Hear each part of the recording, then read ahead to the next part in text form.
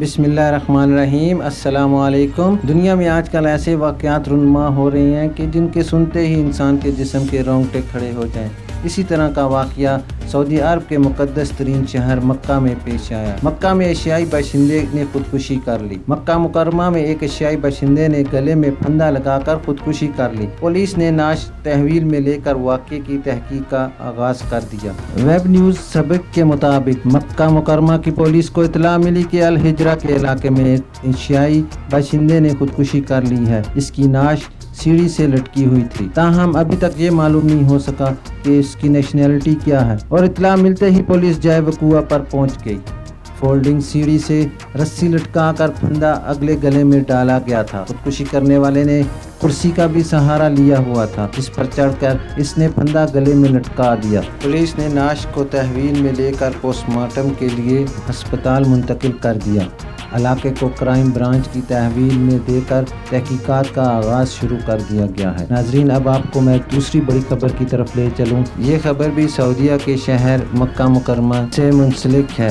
اس سے پہلے میں آپ سب سے گزارش کروں گا کہ جو حضرات ابھی میرے چینل پہ نئے آئے ہیں، کائنڈلی میرے چینل کو لائک، سبسکرائب اور شیئر کر دیں تاکہ آپ ہر آنے والی خبر سے رہیں باخبر۔ چلتے ہیں خبر کی طرف۔ مکہ کے النکاسہ محلے کی جدید کاری، عمارتیں منہدم کر دی گئیں۔ گورنر مکہ شہزادہ خالد الفیصل کے حکم پر مکہ کے معروف غیر منظم محلے النکاسہ کی جدید کاری کے منصوبے کا چھٹا مرحلہ شروع کر دیا گیا۔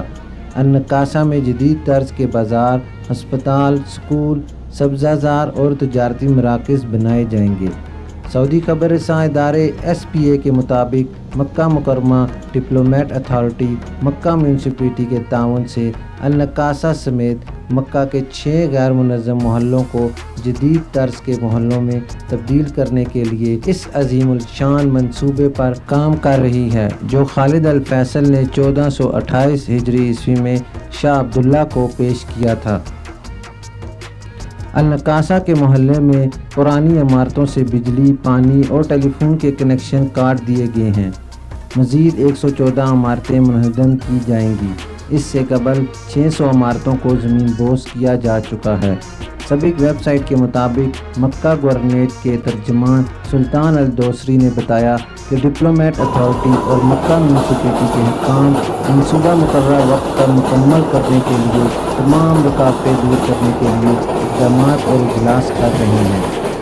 گورنریٹ کے ترجمان نے سعودی نیوز چینل الاخباریہ کو انٹرویو میں بتایا کہ منصوبے کا مقصد رہائش، ٹرانسپورٹ، پانی، بجلی اور ٹیلی فون سمیت جملہ خدمات، سکول، ہسپتال، دفاتر، پارک، مساجد، تجارتی مراکز، سماجی اور اقتصادی اور تفریحی خدمات سے آراستہ جدید طرز کے محلہ بنانا ہے۔ الدوسری نے یہ بھی بتایا کہ مکہ مکرمہ کے مزید محلوں کو عصری سہولتوں سے آراستہ کر کے جدید طرز پر استوار کیا جائے گا۔ واضح رہے، اب تک مکہ مکرمہ میں 10,000 عمارتیں منہدم کی جا چکی ہیں۔